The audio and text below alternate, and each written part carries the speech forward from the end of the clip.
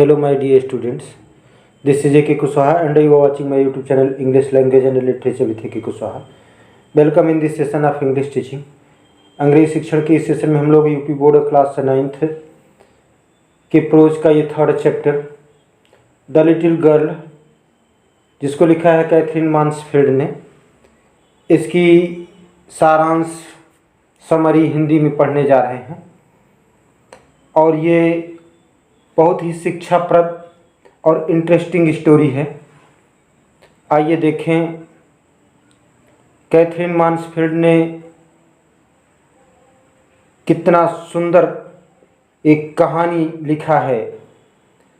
और ये कहानी एक छोटी लड़की केजिया की कहानी है। केजिया अपने पिता से डरती है। केजिया के पिता का एकदम तना हुआ व्यवहार उसके विश्वास को हिला देता है। उसके लिए उसका पिता डरने और बचने की एक आकृति जैसा ही है। जब वह रोज़ सुबह अपने काम पर चले जाते हैं तो केजिया राहत महसूस करती है। शाम को उसके पिता जब घर लौटते हैं तो केजिया सुनती है कि वह चाय और कागज़ मांग रहे हैं। उसकी माँ ने उसके पिता के जूते उतारने के लिए कहा। लड़की इससे इतना घबरा जाती है कि वह उसके साधारण प्रश्नों का जवाब देते हुए लड़खड़ा जाती है। पर दिलचस्प बात यह है कि केजिया सामान्य लोगों से बात करती है तब नहीं हकलाती। यह केवल उसके पिता की कठोरता है कि वह इतना भयभीत हो जाती है। केजिया के लिए उसके पिता एक लंबा आदमी, बड़े हाथों वाला, एक बड़ी गर्दन और एक बड़ा मुंह वाला व्यक्ति है। केजिया की दादी ने उसे उसके माता पिता के साथ केजिया के रिश्ते को बेहतर बनाने के लिए प्रयास करती है और बताती है कि जब वे रविवार को दोपहर को आराम कर रहे हों तो उनसे अच्छी तरह से बात करे। किंतु केजिया जब उनके पास जाती है तो अपनी माँ को हमेशा अखबार पढ़ते हुए और पिता को ड्राइंग रूम में सोते हुए पाती है। केजिया स्टूल पर बैठती है और उनके जागने का इंतज़ार करती है। यह उन्हें जागने तक वहीं बैठी रहती है। जब वे उठते हैं और समय पूछते हैं तब उसे एक चिड़चिड़े स्वर में बोलते हुए कहते हैं, घूरो मत केजिया, भूरे रंग के उल्लू की तरह दिखती हो। एक दिन केजिया की दादी ने सुझाव दिया कि उसके पिता का जन्मदिन आने वाला है, उसे एक पिन कुशन बनाना चाहिए। केजिया को एक पीला रेशम का टुकड़ा मिलता है। वह अपनी माँ के कमरे में टेबल पर कागजात पाती है और अपने पिन कुशन में भरकर और उसे चौथे पक्ष को सिलाई करने से पहले छोटे छोटे टुकड़ों में फाड़ देती है। उस रात घर में बहुत बड़ा हंगामा हुआ। पोर्ट अथॉरिटी के लिए उसके पिता का एक शानदार भाषण नहीं मिल सका। कमरे में नौकरों ने खूब खोजा लेकिन नहीं पाया। अंत में माँ केजिया के कमरे में आती है और उससे पूछती है, क्या उसने कुछ कागजात देखे हैं जो उसके कमरे में एक मेज पर रखे गए थे। केजिया अपनी मासूम गलती का शिकार होती है और गरीब बच्ची को खाने के कमरे में ले जाया जाता है जहां उसके पिता बेचैनी से ऊपर नीचे हो रहे हैं। जब माँ उसे कुछ समझाती है तो वह डरी हुई उसके नाराज पिता माफ़ करने के मूड में नहीं हैं। दादी से केजिया को बिस्तर पर रखने के लिए कहते हैं। किंतु बच्ची रोती हुई अपने बिस्तर पर अकेले रहती है। थोड़ी देर बाद उसके पिता एक शासक के साथ केजिया के कमरे में आते हैं।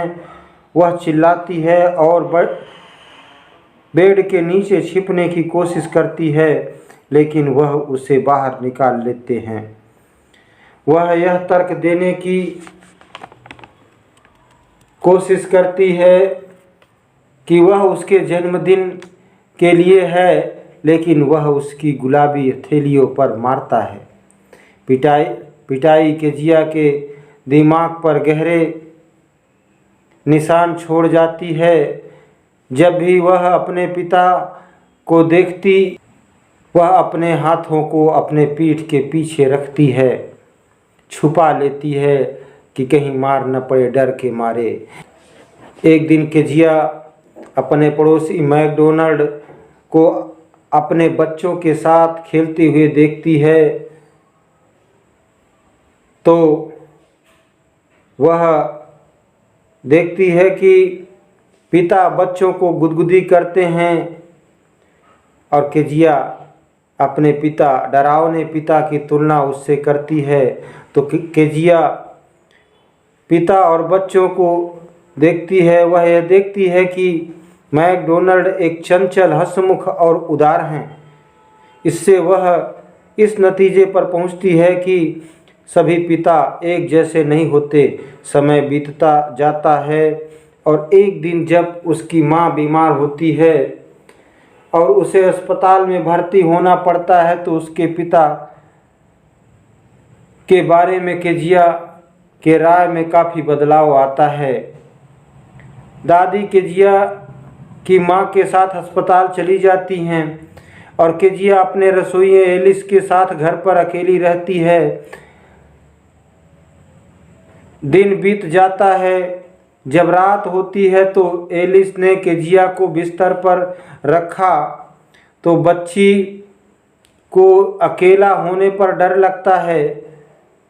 वह बुरे सपने से डरती है, क्योंकि दादी अपने बिस्तर पर ले जाने के लिए और हमेशा के लिए आराम देने के लिए नहीं है।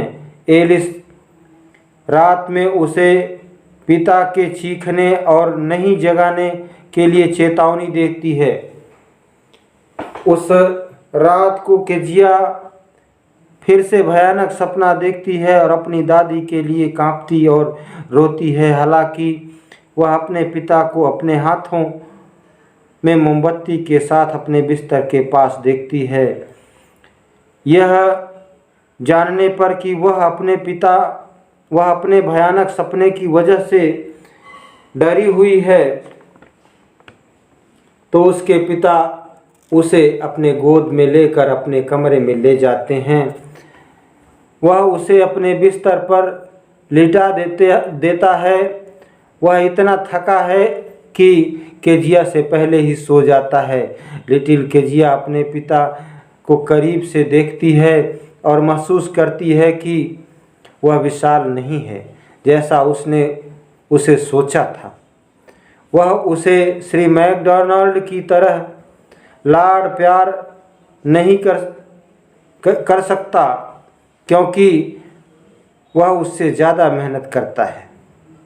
जब वह उसके दिल पर अपना सिर रख देती है, तो महसूस करती है कि उसके पिता गर्मजोशी और देखभाल से भरा पड़ा एक बड़ा सा दिल उसके पिता का है। तो आखिरकार केजिया को भी ये बात समझ में आ जाती है कि पिता आखिर पिता होती है। प्रिय छात्रों, वास्तव में पिता तो आखिर पिता होता है। कभी कभी समयाभाव के कारण वह लाड प्यार हमें भले ही न दिखाई दे, पर हर पिता का दिल विशाल होता है।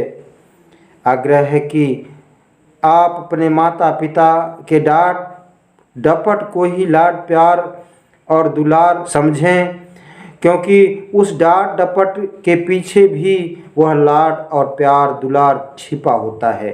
उम्मीद करता हूँ कि ये सारांश हिंदी में आपके लिए हेल्पफुल होगा, चैप्टर को समझने में मददगार साबित होगा और आपको ये कहानी पसंद आएगी। Thanks every one of you.